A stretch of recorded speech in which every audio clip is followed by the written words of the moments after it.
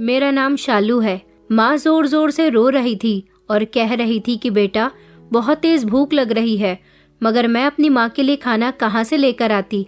इन दिनों हमारे घर के हालात बहुत खराब चल रहे थे। मेरे पापा की मौत हो चुकी थी। मेरे पापा वैसे भी विकलांग थे, मगर वो सब्जी का ठेला लगाते थे, जिनसे हमारे पास इतने पैसे तो आ ही जाते थे कि हम लोग अपना गुजारा कर लिया करते थे। मेरे पापा के बड़े भाई भी थे, मेरे ताऊ जी और ताई जी। मेरे ताऊ और ताई जी की कोई औलाद नहीं थी। हमारा बहुत बड़ा घर था। हमारे हिस्से में 2 कमरे थे और 2 ही कमरे मेरे ताऊ जी के हिस्से में भी थे। 2 कमरों में से एक कमरे में हम रहते थे और दूसरे वाले कमरे में हमने किराएदार रखे हुए थे। कुछ पैसे पापा लेकर आते और कुछ पैसे किराए के आते थे। उससे हमारी जिंदगी आसानी से गुजर रही थी। लेकिन जिस दिन मेरे पापा को वायरल बुखार आया था, उसकी चपेट में वो इतनी बुरी तरह से आ गए थे कि वो अपनी जिंदगी की बाजी हार गए। उस दिन माँ ने मुझसे कहा था कि बेटा तेरे पापा की बहुत तबीयत खराब हो रही है, मैं उन्हें अस्पताल लेकर जा रही हूँ। उस समय मैं इंटर के बोर्ड के एग्जाम्स दे रही थी, अपने स्कूल गई हुई थी। मैंने सोचा कि पापा की तबीयत तो पिछले 3 दिनों से खराब है, वो ठीक हो जाएंगे। मगर जैसे ही मैं अपने स्कूल से घर आई तो मैंने देखा कि इर्द गिर्द भीड़ लगी हुई थी। मैं तो सोच में पड़ गई थी कि इतनी भीड़ हमारे घर के पास आखिर क्या कर रही है। मैं जैसे ही घर के अंदर दाखिल हुई तो घर के अंदर मौजूद सारे ही लोग सफेद रंग के कपड़े पहने हुए थे। मैं धीमे धीमे कदम बढ़ाती हुई ताई जी के करीब गई तो देखा कि वो रो रही थी। उन्होंने मुझे अपने गले से लगाया और मुझे एक अजीब तरह की तसल्ली देने लगी। वो मुझे तसल्लियां क्यों दे रही थी ये मेरी समझ नहीं आया, लेकिन जैसे ही एम्बुलेंस के सायरन की आवाज आई तो सभी लोगों का ध्यान बाहर की तरफ गया था। सब लोग घर के दरवाजे तक जाने लगे। मैंने देखा कि जैसे ही दरवाजे पर एम्बुलेंस की गाड़ी रुकी, गाड़ी से 2 आदमी उतरे। उन्होंने एम्बुलेंस के पीछे का दरवाजा खोला और स्ट्रेचर निकाला। स्ट्रेचर पर किसी की डेड बॉडी थी। जैसे ही उन दोनों आदमियों ने डेड बॉडी को जमीन पर रखा तो वो लोग गाड़ी के अंदर दोबारा बैठ गए। मगर उसके पीछे पीछे जब मेरी माँ और ताऊ जी एम्बुलेंस से उतरे तो मेरी आंखें फटी की फटी रह गईं। मेरी माँ की आंखों से लगातार आंसू बह रहे थे। ताऊ जी का चेहरा उदास था। स्ट्रेचर पर मौजूद शव को सफेद चादर से ढका गया था।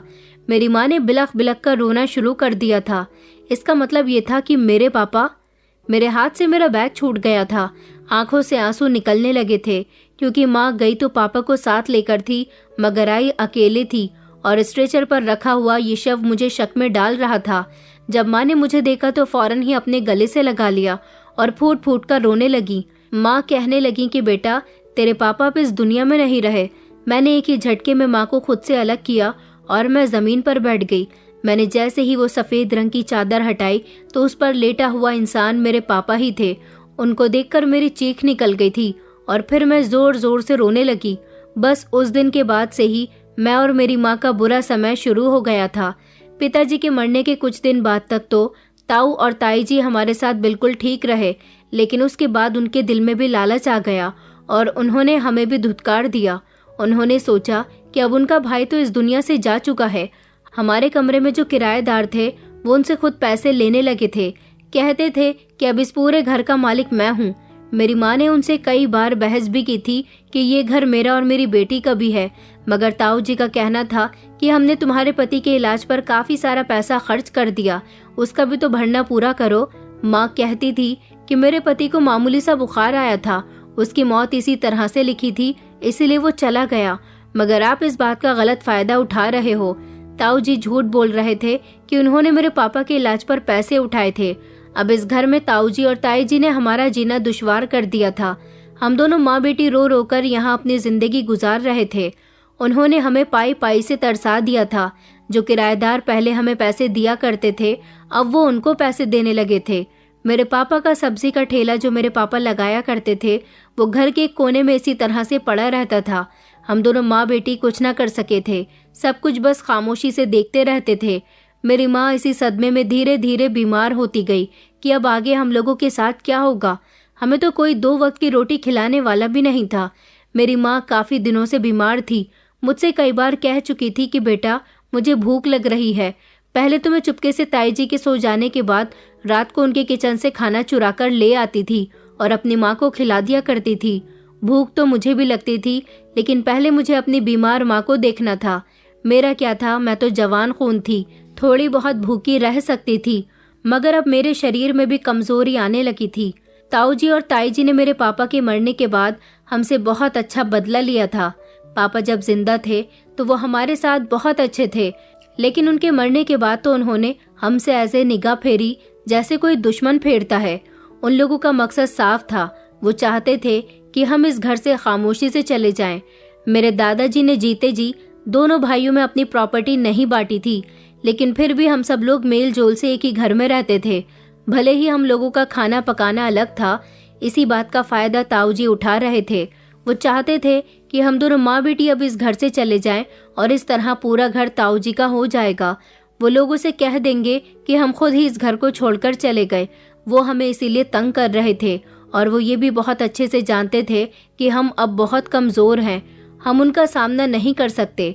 मेरी माँ के मायके में भी कोई नहीं था, ले देकर हमारा सहारा सिर्फ मेरे पापा ही थे और अब वो भी जा चुके थे, इसलिए ताऊ जी हमें खूब परेशान कर रहे थे। मैंने सोच लिया था कि चाहे जो हो जाए मगर हम इस घर को छोड़कर नहीं जाएंगे।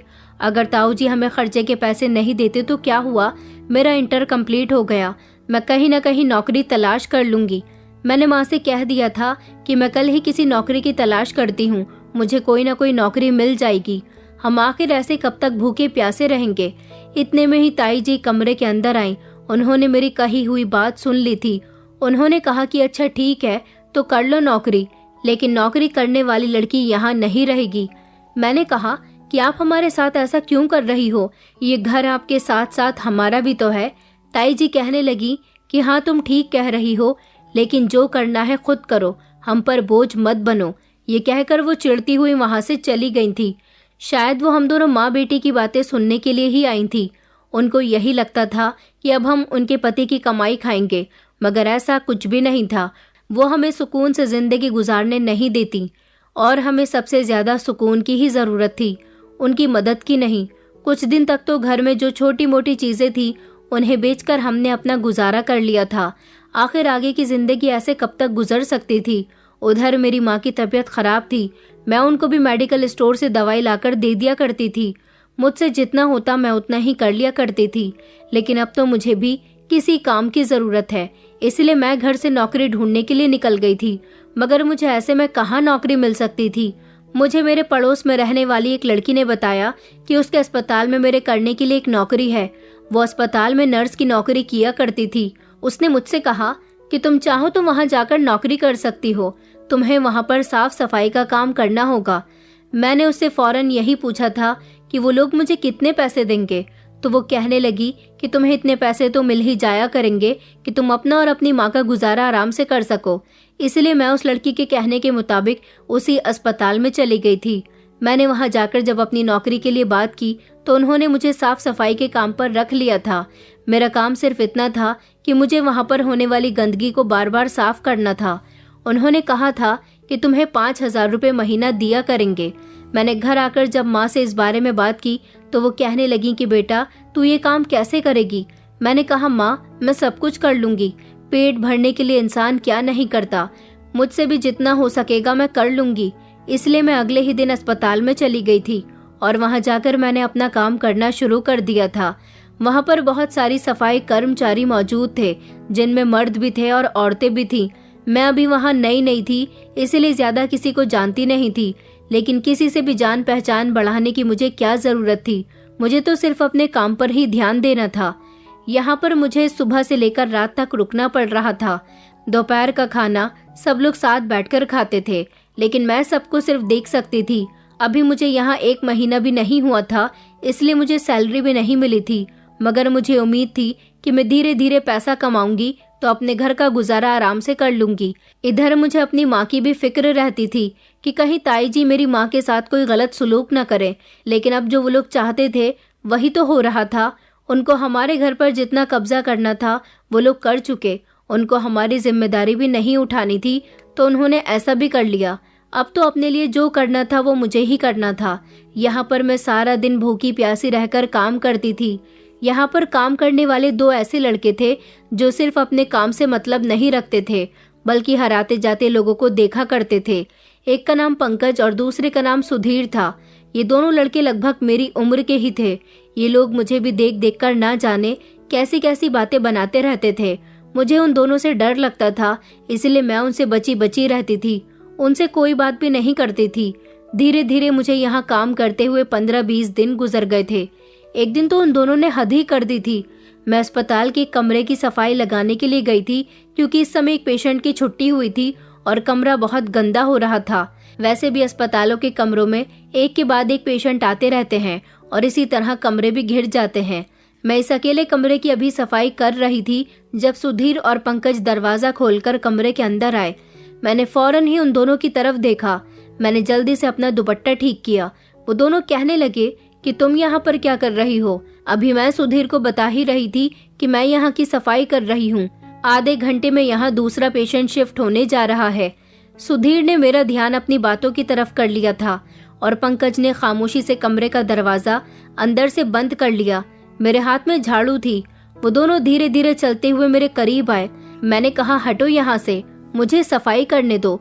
तो वो कहने लगे कि हाँ हाँ, तुम सफाई करती रहो, हम भी तो यहाँ तुम्हारी मदद करने के लिए ही आए हैं।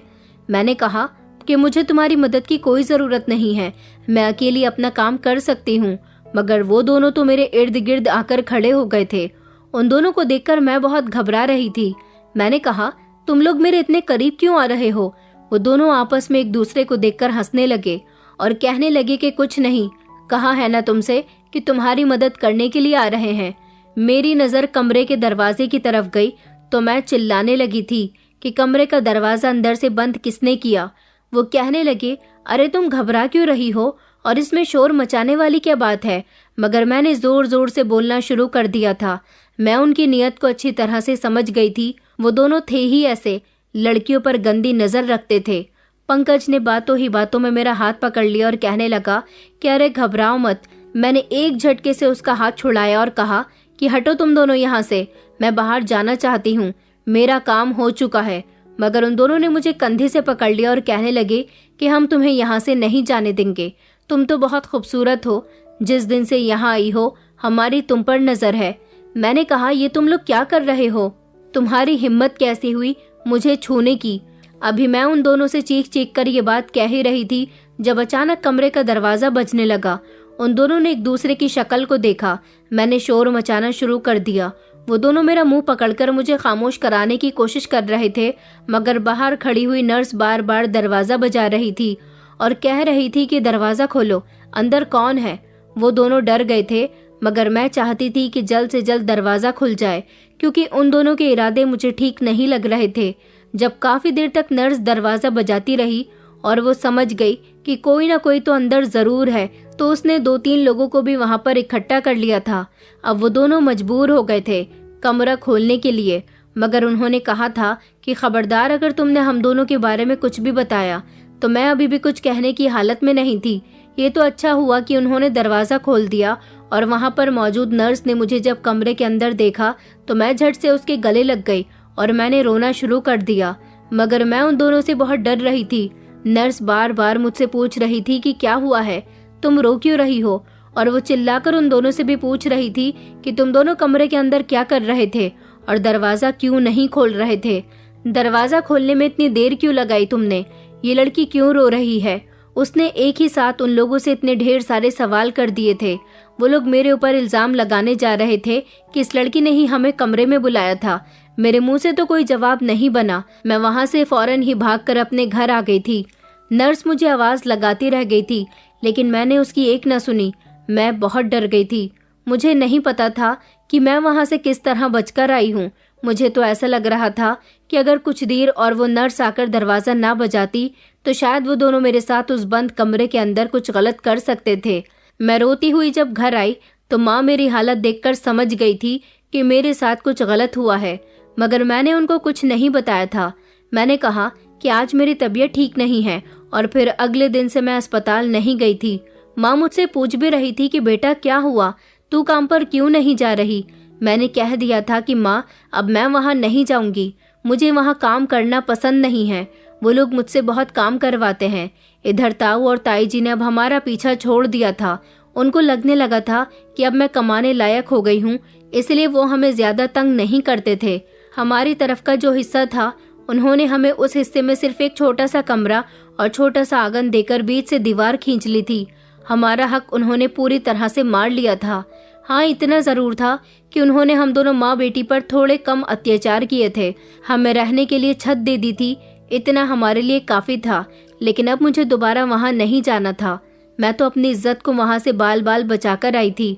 उस हादसे के बाद से मैं इतना डर गई थी कि मेरा तो घर से बाहर निकलने का भी मन नहीं कर रहा था। मेरे हाथ में तो 1 महीने की भी सैलरी नहीं आई थी और मैं नौकरी छोड़कर बैठ गई थी। इधर माँ की हालत मुझसे देखी नहीं जा रही थी। वक्त से पहले वो बूढ़ी हो गई थी। मेरी पड़ोस वाली लड़की कुछ दिन गुजरने के बाद मेरे घर आई और कहने लगी कि शालू, तुम तो अस्पताल में नौकरी कर रही थी। आज जब उसी अस्पताल में मैं गई तो मुझे पता चला कि तुम वहाँ पर नौकरी नहीं कर रही हो, तुम वहाँ से चली गई हो। मैंने उससे कहा कि मुझे वहाँ पर नौकरी नहीं करनी, मेरे साथ वहाँ कुछ भी ठीक नहीं हुआ था। मैंने उसे पूरी बात बता दी थी तो वो कहने लगी कि तुम्हारे साथ तो सच में बहुत गलत हुआ। मैंने उससे कहा कि मैं कहीं और नौकरी कर लूंगी, किसी ऐसी जगह जहाँ पर मेरी इज्जत भी महफूज हो और मुझे पैसे भी मिले। मैं ऐसी किसी भी जगह काम नहीं करना चाहती जहाँ पर मेरी इज्जत जाने का मुझे खतरा हो। मेरी बात सुनकर वो कहने लगी कि चलो, तुम्हारे लिए कहीं नौकरी का बंदोबस्त हुआ तो मैं तुम्हें जरूर बताऊंगी। मैंने कहा कि तुम्हारा बहुत बहुत शुक्रिया। कुछ दिन गुजरे तो मैं मेडिकल स्टोर से माँ की दवाई लेने के लिए गई हुई थी। जब मैंने वहाँ पर एक आदमी को दवाई खरीदते हुए देखा, जो दवाई भी ले रहा था और उसके कान पर मोबाइल भी लगा हुआ था। वो बातें कर रहा था कि मेरी पत्नी की इन दिनों तबीयत खराब चल रही है, मैं चाहता हूँ कि मेरी पत्नी की देखभाल करने के लिए मुझे कोई नौकरानी मिल जाए। मैंने जब उस आदमी को इस तरह की बातें करते हुए सुना तो मैंने अपने कदम वहीं पर जमा लिए थे। मैं सोच रही थी कि जब ये फोन बंद करे तब मैं इससे पूछूं कि नौकरानी की जरूरत हो तो मैं नौकरानी का काम करने के लिए तैयार हूँ। काफी देर तक वो फोन पर बात करता रहा। इतने में मेडिकल स्टोर वाले ने उसका सामान भी पैक कर दिया था और उसने मुझे भी दवाई दे दी थी। मैं एक साइड पर खड़ी हो गई थी। जब उसने बात कर ली तो वो मेडिकल स्टोर वाले से सामान लेने लगा और उसने उसको पेमेंट भी कर दी थी। उसी समय मैंने उसे रोक लिया और कहा कि आप फोन पर किसी से बात कर रहे थे, आपको नौकरानी की जरूरत है। दरअसल मुझे नौकरी चाहिए, क्या मैं आपके घर नौकरी कर सकती हूँ? मेरी बात पर वो मुस्कुराने लगा और कहने लगा कि हाँ हाँ, क्यों नहीं, मुझे तो आप जैसी ही जवान लड़की की जरूरत है जो मेरी पत्नी का ख्याल अच्छी तरह से रख सके। उसने मुझे अपना कार्ड दिया और कहने लगा कि कल इस एड्रेस पर आ जाना। मैं बहुत खुश हुई थी। उसने मुझसे कहा कि तुम्हें तनख्वाह भी ठीक दी जाएगी और 2 वक्त का खाना भी मिलेगा। मैं तो बहुत खुश हो गई थी और ये खुशी जल्दी से आकर मैंने अपनी माँ को सुनाई। माँ कहने लगी कि ये तो बहुत अच्छी बात है। इन दिनों हमारे घर में बहुत शांति छाई हुई थी क्योंकि ताऊ जी की तबीयत खराब हो रही थी और ताई जी उनकी सेवा करने में बिजी थी, इसलिए उन दोनों पति पत्नी का ध्यान हम माँ बेटी पर नहीं जा रहा था। अगले दिन मैं उस आदमी के बताए हुए एड्रेस पर चली गई। मैं वहाँ गई तो मैंने देखा कि उनका घर तो काफी बड़ा था। मैं घर के अंदर दाखिल हुई तो एक लगभग 45 या 50 साल की उम्र की एक औरत सोफे पर बैठी हुई थी। उसे देखकर ही ऐसा लग रहा था कि वो बीमार है। मैं घर के अंदर चली गई थी। उस औरत ने मुझे गौर से देखा और कहने लगी कि तुम कौन हो? मैंने उसे वो कार्ड दिखाया जो मुझे उस आदमी ने दिया था। वो कहने लगी कि ये तो हमारे यहाँ का कार्ड है। इस समय वो आदमी भी अपनी शर्ट की आस्तीन मोड़ता हुआ सीढ़ियों से नीचे उतर रहा था। उसने जब मुझे देखा तो कहने लगा, अरे तुम तो वही लड़की हो ना जो कल मुझे मेडिकल स्टोर पर मिली थी? मैंने कहा कि जी सर, आपने मुझसे कहा था कि मुझे यहाँ काम करने के लिए आना है। वो कहने लगा कि हाँ हाँ, वैसे तो हमारे घर में काफी सारे नौकर हैं, मगर मुझे अपनी पत्नी का पर्सनल ख्याल रखने के लिए अलग से एक नौकरानी की जरूरत थी। तो तुम अब यहाँ पर आ गई हो तो अपना काम भी समझ लो। तुम्हें मेरी पत्नी का बहुत बहुत ख्याल रखना है, हमेशा मेरी पत्नी के साथ ही रहना है। इसका मतलब ये था कि औरत इस आदमी की पत्नी थी, मगर इस आदमी और इस औरत की उम्र में मुझे काफी फर्क नजर आ रहा था। ये लोग काफी अमीर थे। वो औरत अपने पति से कहने लगी कि अखिलेश, तुम्हें क्या जरूरत थी मेरे लिए पर्सनल नौकरानी रखने की? मैं अपना ख्याल खुद रख सकती हूँ। उसने अपनी पत्नी के कंधों पर हाथ रखे और कहने लगा कि तुमने देखा नहीं तुम कितनी कमजोर होती जा रही हो, ऐसे रखते हैं अपना ख्याल? वो दोनों इस बात पर धीमे से मुस्कुराए और उसकी पत्नी ने मुझे अपने सामने बैठने के लिए कहा। मैं बैठ गई तो उसने नौकर को आवाज लगाई कि चाय लेकर आ जाओ। उन्होंने मुझसे मेरी सारी जानकारी ली और फिर कहा कि कल से काम पर आ जाना। मैं वहां से वापस लौट आई थी। उन लोगों का बर्ताव मेरे साथ बहुत अच्छा था। मुझे लगा था कि वहाँ मैं मर्दों की गंदी नज़र से भी महफूज रहूंगी। इस औरत की देखभाल तो मैं आराम से कर सकती हूँ, मुझे इधर से उधर भी जाना नहीं पड़ेगा। एक ही घर में काम करना मेरे लिए काफ़ी आसान बात थी। अगले दिन जब मैं यहाँ काम पर आई तो मैंने देखा कि मालकिन मुझे देखकर बहुत खुश हुई थी। उनका नाम प्रिया था। उन्होंने मुझसे कहा था कि तुम मुझे मालकिन कहकर मत बुलाना, प्रिया मैडम कहकर बुला सकती हो। प्रिया मैडम के बारे में मैंने सारी जानकारी निकाल ली थी। उन्होंने मुझे बता दिया था कि उन्हें खाने में क्या पसंद है और क्या पसंद नहीं है। उनको साफ सफाई बहुत पसंद थी। उनके कपड़े और उनकी ज़रूरत की हर चीज़ के बारे में उन्होंने मुझे बता दिया था। अब मुझे उस हिसाब से ही सारे काम करने थे। सबसे पहले जाते ही मैंने उनके कमरे की सफाई की तो उन्हें मेरे हाथ की सफाई बहुत पसंद आई थी। वो मुझसे बातें भी करती रहती थी। एक दिन मैंने उनके घर में जितना भी काम किया उसके उन्होंने मुझे रात को ही पैसे दे दिए थे, मगर मैंने उनसे मना भी किया तो वो कहने लगी कि तुम मुझे बहुत अच्छी लगी हो, तुम्हारे अंदर एक अजीब सी मासूमियत है। मैंने रात को जब घर जाकर वो पैसे अपनी माँ को दिए तो माँ बहुत खुश हुई थी। उन्होंने कहा कि ये पैसे तो तुम ले आई हो, मगर तुम अपना वहाँ बहुत ध्यान रखना। इस दुनिया में बहुत से अच्छे लोगों की आड़ में बुरे लोग भी छुपे होते हैं। मैंने कहा माँ, वो लोग ऐसे नहीं हैं, दोनों पति पत्नी बहुत अच्छे हैं। अब मैं रोज वहाँ काम करने के लिए जाती और जितना हो सकता प्रिया मैडम की देखभाल करती थी। एक दिन मैं प्रिया मैडम के सर में तेल लगाकर मालिश कर रही थी। प्रिया मैडम मुझसे मेरे बारे में पूछने लगी और मेरे घर परिवार के बारे में भी, तो मैंने उनको अपने बारे में सब कुछ बता दिया। ये भी बता दिया कि हम लोगों के हालात किस तरह से खराब हुए। मेरे बारे में जानकर उन्हें अफसोस हुआ था। फिर मैंने उनसे उनके बारे में पूछा कि उनकी और मालिक की शादी कब हुई। उन्होंने मुझे बताया कि उनकी शादी को 20 साल बीत चुके हैं, उनके पास कोई औलाद भी नहीं है। उन्होंने कहा कि मैं अपने पति से बहुत प्यार करती हूँ, वो एक मामूली इंसान था और मैं अपने माता पिता की इकलौती बेटी थी। मेरी माँ तो मुझे बचपन में ही छोड़कर चली गई थी, लेकिन मेरे पापा ने मुझे अकेले ही पालकर जवान किया। मेरे पापा के पास बहुत सारी दौलत थी, उनका जो कुछ भी था वो मेरा ही था। मेरे पापा मेरी शादी अपने ही जैसे किसी अमीर लड़के से करवाना चाहते थे, मगर ऐसा नहीं हो सका क्योंकि मैं अखिलेश से प्यार करने लगी थी। अखिलेश की और मेरी दोस्ती हमारे कॉलेज में हो गई थी। वो स्कॉलरशिप की बेस पर पढ़ रहा था, जबकि मैं तो एक अमीर बाप की बेटी थी। पापा मेरी और अखिलेश की शादी पर बिल्कुल भी रजामंद नहीं थे क्योंकि अखिलेश कोई काम नहीं करता था। लेकिन मेरे जिद करने पर पापा ने मेरी शादी अखिलेश के साथ करवा दी। मगर मेरी शादी के कुछ साल बाद मेरे पापा इस दुनिया को छोड़कर चले गए। जाने से पहले उन्होंने अपनी सारी प्रॉपर्टी मेरे नाम कर दी और अब मेरे पास जो कुछ भी है वो मेरे पापा का ही है। अखिलेश उनका ही बिजनेस संभाल रहे हैं। मेरे पापा भी मुझसे बहुत प्यार किया करते थे। मुझे जिंदगी में सब कुछ मिला। मैं अखिलेश से इतना ज्यादा प्यार करती हूँ जितना मैंने शायद कभी किसी से नहीं किया। लेकिन अब वो बिल्कुल ठीक मुझसे बातें कर रही थी, फिर अचानक उनका मन उदास हो गया और उन्होंने बातें करते करते ही एक ऐसी बात कही जिस पर मैं शॉक्ड रह गई थी। उन्होंने कहा कि इस दुनिया में मैंने जिसे चाहा हमेशा उसने मेरे साथ बेवफाई की है। मैंने उनसे कहा कि अभी तो आप कह रही थी कि आपके पति भी आपसे बहुत प्यार करते हैं, आपके पापा भी आपसे बहुत प्यार करते थे, तो फिर आप ऐसा क्यों कह रही हो। इस बात पर वो मुस्कुराने लगी और कहने लगी कि तुम मेरी बात नहीं समझोगी। उस दिन के बाद मैंने उनसे कभी कुछ नहीं पूछा, मगर मैं उनकी सेवा में कोई कमी नहीं कर रही थी। उनका हर छोटा बड़ा काम मेरी ही जिम्मेदारी था। मुझे यहाँ नौकरी करते करते 3 महीने हो गए थे। इस सब में अभी तक मुझे ये नहीं पता था कि प्रिया मैडम को आखिर कौन सी बीमारी है, क्योंकि उनके पति ने यही तो बताया था कि वो बीमार रहती हैं। वो इसीलिए अपनी पत्नी के लिए नौकरानी रखना चाहते हैं।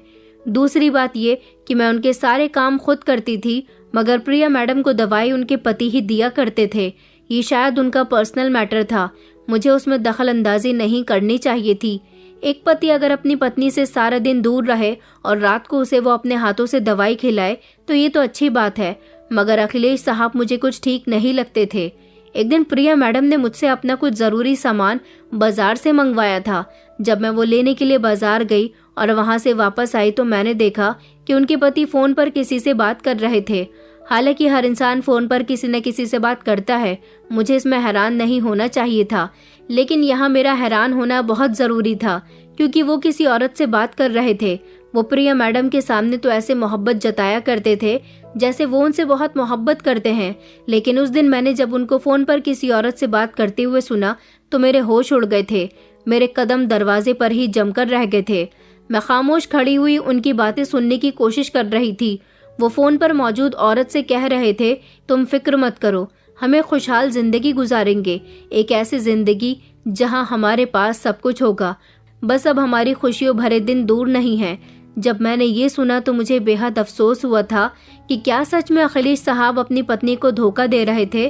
प्रिया मैडम ने एक दिन बातों ही बातों में मुझे ये भी बताया था कि उनकी और उनके पति की उम्र में पूरे 20 साल का फर्क है, तभी तो उनके पिता को उनकी इस शादी से ऑब्जेक्शन था।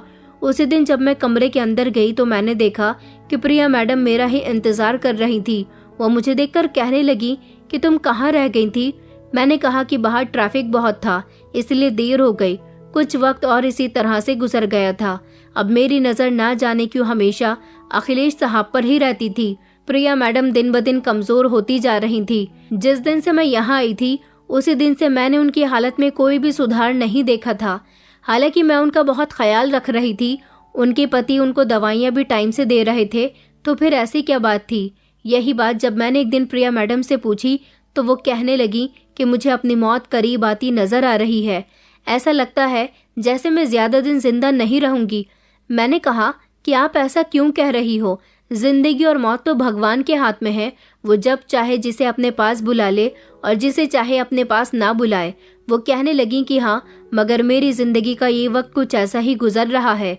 मैं कहने लगी कि आप बिल्कुल ठीक बात करते करते अचानक से उदास क्यों हो जाती हो। वो कहने लगी कि पता नहीं क्यों, मगर मुझे तुम्हारा साथ बहुत अच्छा लगता है। वो बातों ही बातों में कभी कभी कुछ ऐसी बातें कह जाती थी कि मैं उनकी बातों को सोचती रह जाती थी। अब वो धीरे धीरे मुझ पर बहुत भरोसा करने लगी थी। उन्होंने घर के सारे नौकरों को नौकरी से निकाल दिया था। कहती थी कि घर में हम दो लोग ही तो हैं, घर के सारे काम अकेली शालू ही कर लिया करेगी। मुझे भी उनके घर के काम करने में कोई दिक्कत नहीं होती थी, क्योंकि इस घर में ज्यादा कोई काम नहीं था।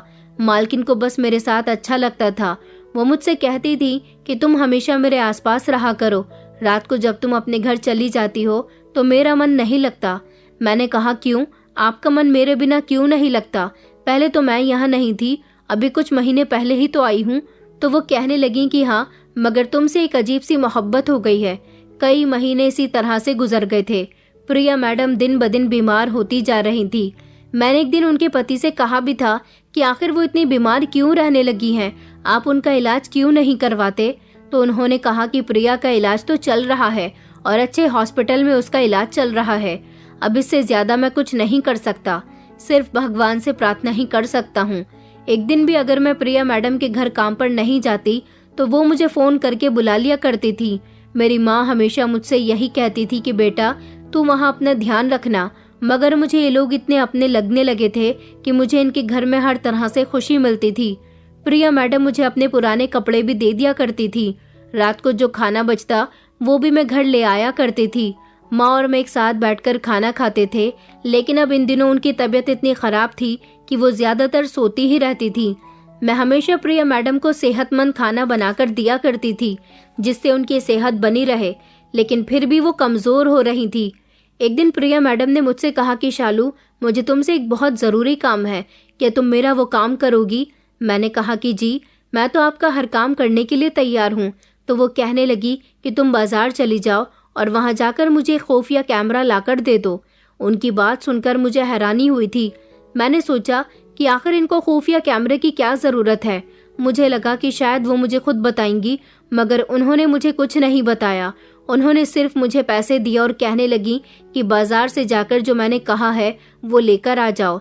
मैं उसी समय बाजार चली गई थी और मैंने उनको कैमरा लाकर दे दिया था। वो एक छोटा सा कैमरा था जिसको खुफिया तरीके से कमरे में सेट करना था।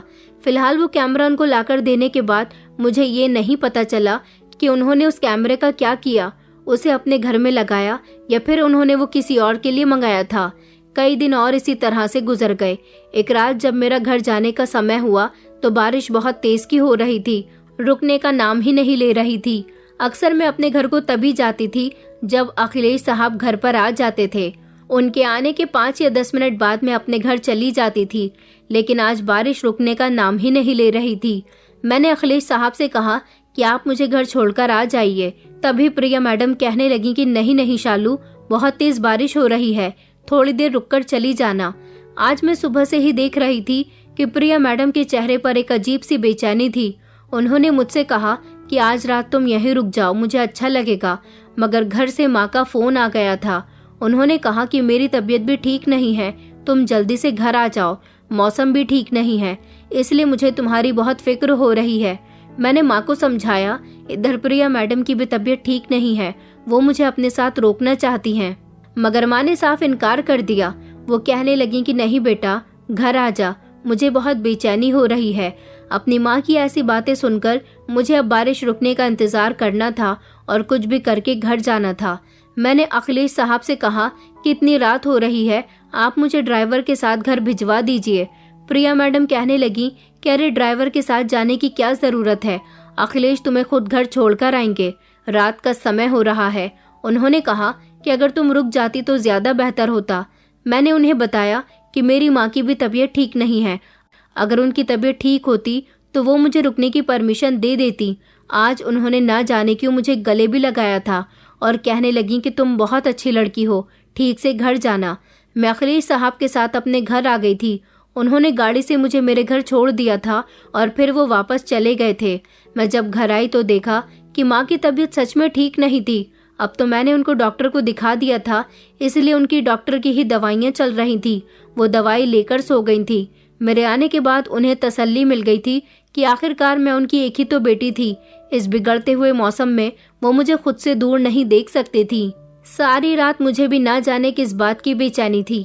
मैंने हमेशा ही प्रिया मैडम के चेहरे पर मुस्कुराहट और उनकी आंखों में उदासी देखी थी।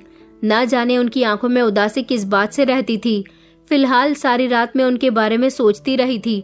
सुबह जब दिन निकला तो मैं नाश्ता करने के बाद फिर से प्रिया मैडम के घर चली गई थी, मगर वहां जाने के बाद वहां का नज़ारा कुछ अलग ही था। एक ऐसा नज़ारा जो बड़ा ही खतरनाक था।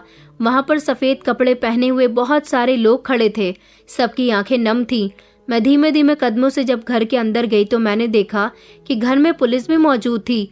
अखिलेश साहब फूट फूट कर रो रहे थे, मगर जैसे ही उन्होंने मुझे घर के अंदर दाखिल होते हुए देखा, उन्होंने शोर मचाना शुरू कर दिया। यही है वो लड़की जिसने मेरी पत्नी को मारा है। मैंने उन्हें चौंक कर देखा। फिर मेरी नजर प्रिया मैडम के बिस्तर पर गई, जो बिस्तर पर बेसुध लेटी हुई थी। धीरे धीरे मैं उनके करीब गई। मैंने उनको हिलाने की कोशिश की तो वो कोई हरकत नहीं कर रही थी। पुलिस कांस्टेबल ने मुझे पकड़कर पीछे किया। मैं जोर से चीखने लगी। इसका मतलब था कि प्रिया मैडम इस दुनिया से जा चुकी थी, लेकिन कल रात तो मैं उन्हें बिल्कुल ठीक ठाक छोड़ कर गई थी। उन्हें क्या हो गया? ऊपर से अखिलेश साहब बार बार सब लोगों के सामने चीख चीख कर कह रहे थे कि यही है वो नौकरानी, मेरी पत्नी के लिए खाना बनाया करती थी, जो उसका ख्याल रखती थी। इसने मेरी पत्नी को मार दिया। कल रात इसके जाने के बाद ही मेरी पत्नी की तबीयत बिगड़ी। मैं उसे अस्पताल लेकर गया तो अस्पताल वालों ने उसे मृत घोषित कर दिया। मैंने कहा, ये आप क्या कह रहे हो साहब? मैं ऐसा कैसे कर सकती हूँ? मैंने ऐसा कुछ भी नहीं किया। इतनी ही देर में पुलिस इंस्पेक्टर ने मुझे वहां पर खड़ी महिला इंस्पेक्टर से अरेस्ट करने के लिए बोल दिया। उसने मेरा हाथ पकड़ा और मेरे हाथ में हथकड़ियां पहनाने लगी। मैंने कहा कि नहीं, मैंने कुछ नहीं किया। मैं जोर जोर से चिल्लाने लगी थी। वहां पर मौजूद सारे ही लोग तमाशा देखने लगे, मगर कोई भी मेरी मदद के लिए आगे नहीं आया और पुलिस मुझे अरेस्ट करके पुलिस स्टेशन ले आई थी। मैं वहां पर चीख रही थी, चिल्ला रही थी। न जाने अखिलेश साहब ने मुझ पर किस बात का इल्जाम लगाया था, और सबसे ज्यादा अफसोस तो मुझे प्रिया मैडम की मौत का था। वो मर गई थी, मगर कैसे? और इस सब का इल्जाम मुझ पर क्यों आ रहा था? मेरी कुछ समझ नहीं आ रहा था। मुझे इन लोगों ने जेल में बंद कर दिया था। अभी मुझसे कोई सवाल जवाब नहीं किया गया था, लेकिन थोड़ी ही देर के बाद वहां पर एक पुलिस इंस्पेक्टर आए और उनके साथ एक महिला पुलिस कांस्टेबल भी थी। उन्होंने मुझसे पूछा कि बताओ, तुमने प्रिया जी को क्यों मारा? मैंने कहा कि मैंने नहीं मारा उनको, मैं भला ऐसा क्यों करूंगी? तो वो कहने लगी कि यही पूछने के लिए तो हम तुम्हारे पास आए हैं, बताओ हमें कि तुमने उन्हें क्यों और किस लिए मारा। मैंने कहा कि आप लोग मुझे क्यों तंग कर रहे हो? मैंने उनको नहीं मारा, मैं आप लोगों से कई बार कह चुकी हूँ।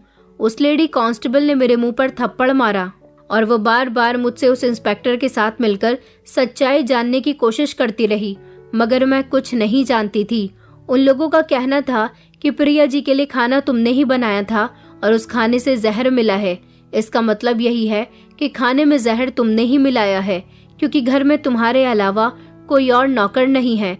तुम ही प्रिया जी की खास नौकरानी हो। मैंने कहा, मैं तो उनको खाना खिलाने के बाद अपने घर वापस चली गई थी। मैंने खाने में जहर नहीं मिलाया। मेरे सामने वो बिल्कुल ठीक थी, लेकिन वहाँ पर मौजूद लेडी कांस्टेबल बार बार मेरे मुंह पर थप्पड़ मार रही थी और कह रही थी कि सच बोलो। सच यही था, मैं कुछ नहीं जानती थी। मैं फूट फूट कर रो रही थी, मगर मेरी कोई भी सुनने वाला नहीं था। वो लोग मुझसे पूछताछ करने के बाद वहाँ से जा चुके थे। मुझे अपनी माँ की फिक्र हो रही थी, जो बीमार थी और मेरी चिंता में खुली जा रही होंगी कि उनकी बेटी कहाँ चली गई है। ये बात मेरे ताऊ और ताई जी को पता चली तो वो भी मेरी मदद के लिए आगे नहीं आते, क्योंकि वो लोग तो पहले ही हमारे किसी काम नहीं आना चाहते थे। 2 दिन मुझे इसी जेल में बंद हुए गुजर गए थे। हर कोई आता, मुझसे अपने अपने तरीके से सवाल जवाब करता और चला जाता था। यहाँ मेरी बहुत बुरी हालत हो गई थी। मैं यही सब सोच रही थी कि आखिर मुझे किस जुर्म की सजा मिल रही है, ऐसा जुर्म जो मैंने किया ही नहीं है। मैं अपने लिए प्रार्थना कर रही थी कि मुझे यहाँ से निकाल दिया जाए। मेरी माँ को अगर पता चल गया कि उनकी बेटी जेल में है तो वो जीते जी मर जाएंगी। उसका मेरे अलावा इस दुनिया में कोई भी नहीं है। फिर अचानक मुझे याद आया कि प्रिया मैडम ने एक दिन मुझसे कैमरा मंगवाया था, मगर समझ नहीं आ रहा था कि उस कैमरे का आखिर उन्होंने क्या किया। और उनके पति का भी तो किसी से अफेयर चल रहा था। मैंने उनको खुद अपनी आंखों से किसी दूसरी लड़की से फोन पर बातें करते हुए सुना था। क्या उनके पति ने उनको मारा है? मगर वो कैसे मार सकते हैं? वो तो खुद मुझे मेरे घर छोड़ने आए थे, लेकिन उसके बाद तो वो वहां से चले गए थे। हो सकता है बाद में उन्होंने अपनी पत्नी को मार दिया हो। मेरी समझ नहीं आ रहा था कि मैं क्या करूं। मेरा रो रो कर बुरा हाल हो गया था। मुझे यहाँ जेल में बंद हुए 3 दिन गुजर गए थे। मुझे कुछ भी अच्छा नहीं लग रहा था। एक दिन एक न्यूज रिपोर्टर मेरा इंटरव्यू लेने के लिए वहां आई थी। मैं उस लड़की से बहुत डर रही थी। उसने मुझसे कहा कि तसल्ली रखो, मैं तुम्हारा सिर्फ इंटरव्यू लेने के लिए आई हूँ, मुझसे डरो मत। तुमने अपनी मालकिन को कैसे मारा, मुझे सब कुछ सच सच बता दो। मैंने चिल्लाकर कहा कि मैंने अपनी मालकिन को नहीं मारा है। वो कहने लगी, मगर सब लोग तो यही कहते हैं कि तुमने अपनी मालकिन को उसके घर में चोरी करने के लिए मारा। उसके पति का भी यही कहना है कि तुम उसकी कीमती चीजों पर नजर रखती थी। मैंने कहा कि नहीं, वो इंसान झूठ बोल रहा है, बल्कि उस इंसान ने ही अपनी पत्नी को मारा होगा, क्योंकि उनका किसी और लड़की के साथ अफेयर चल रहा था। मैंने खुद उन्हें देखा था किसी लड़की से फोन पर बातें करते हुए। मैं चिल्ला चिल्ला कर रो रही थी जब उस लड़की ने मुझे अपना नाम साक्षी बताया और वो कहने लगी कि तुम मुझे सब कुछ बताओ, जो जो तुम्हारे साथ हुआ। मैं तुमसे सच्चाई जानने के लिए ही आई हूँ, बल्कि मैं दुनिया वालों के सामने तुम्हारी बातें लेकर आना चाहती हूँ। मैंने उसके सामने हाथ जोड़ दिया और कहा कि मैं सच कह रही हूँ, मैंने किसी को नहीं मारा, मुझे आपकी मदद की जरूरत है। वो कहने लगी कि हाँ बताओ, कैसी मदद। मैंने कहा कि यहाँ कोई भी पुलिस इंस्पेक्टर मेरी कोई बात सुनने के लिए तैयार नहीं है। मैं जानती हूँ कि इन लोगों को मेरे मालिक ने खरीद लिया है। मालकिन ने एक दिन मुझसे खुफिया कैमरा मंगवाया था।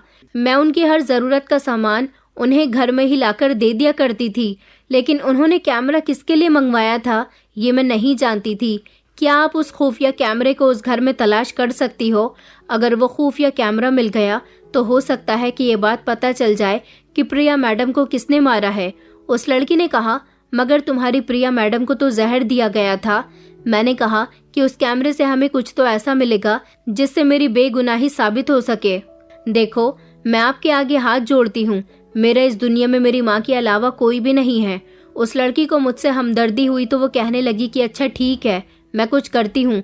अगर तुमने कुछ नहीं किया तो तुम्हें जरूर इस जेल से बाहर निकाल दिया जाएगा, लेकिन अगर तुमने प्रिया जी की हत्या की है तो तुम्हें लंबी सजा हो सकती है।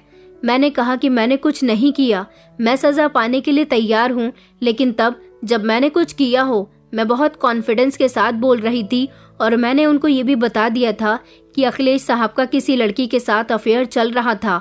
उस लड़की ने मेरी बहुत मदद की। उसने दूसरे पुलिस स्टेशन में जाकर वहाँ की एक लेडी पुलिस कांस्टेबल से मुलाकात की, क्योंकि वो लेडी उसके जानने वाली थी और बहुत अच्छी और ईमानदार पुलिस इंस्पेक्टर थी। उस कमरे के बारे में शायद अखिलेश साहब भी नहीं जानते थे, इसलिए पुलिस ने उस घर पर छापा मारा और वहाँ के कोने कोने को तलाश किया तो पता चला कि वहाँ से कैमरा बरामद हुआ था। कैमरा प्रिया जी के कमरे में लगा हुआ था। उस कैमरे की रिकॉर्डिंग भी कुछ दिनों के बाद आ गई थी और जब उस रिकॉर्डिंग को देखा गया तो एक नई बात सबके सामने आई थी, एक ऐसा सच जो शायद मैं भी नहीं जानती थी। घर की तलाशी ली गई तो घर से एक डायरी भी बरामद हुई थी और पता चला कि प्रिया जी को मारने वाला इंसान उनका पति ही नहीं बल्कि उनकी गर्लफ्रेंड भी थी। उनके पति की गर्लफ्रेंड मेरे वहां से जाने के बाद घर के अंदर दाखिल हुई थी। उसने खामोशी से प्रिया मैडम की दवाई में जहर छिड़क दिया। उस समय प्रिया मैडम घर में मौजूद थी, मगर उनको ये नहीं पता था कि घर में उनके अलावा भी एक और औरत मौजूद है। जब प्रिया मैडम के पति घर वापस आए तो उन्होंने उनको दवाई खिलाई। वो दवाई खाने के बाद उस रात प्रिया मैडम के मुंह से झाग निकलने लगे। उनके पति घबराने लगे। प्रिया मैडम ने उसी समय दम तोड़ दिया था। तभी कमरे के अंदर उनकी गर्लफ्रेंड आ गई। उन्होंने अपनी गर्लफ्रेंड पर गुस्सा किया और उससे कहने लगी कि दिव्या, देखो ना अचानक प्रिया को क्या हो गया, मैं इसे अस्पताल लेकर चलता हूँ। उन्होंने कहा कि नहीं, तुम्हें अब इसे कहीं भी लेकर जाने की जरूरत नहीं है। आज मैंने इसका काम खत्म कर दिया। कितने सालों से तुम इस औरत को मारने की कोशिश कर रहे हो।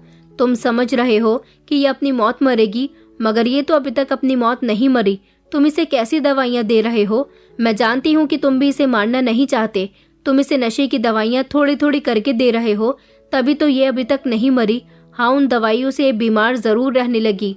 आज तुम्हारे जाने के बाद मुझे एक आइडिया आया कि मुझे इसकी दवाई में जहर मिला देना चाहिए। तुम ही तो इसे अपने हाथों से दवाई खिलाते हो ना, तो आज तुमने अपने हाथों से अपनी पत्नी को मौत के घाट उतार दिया। ये बात सुनकर अखिलेश साहब गुस्सा होने लगे।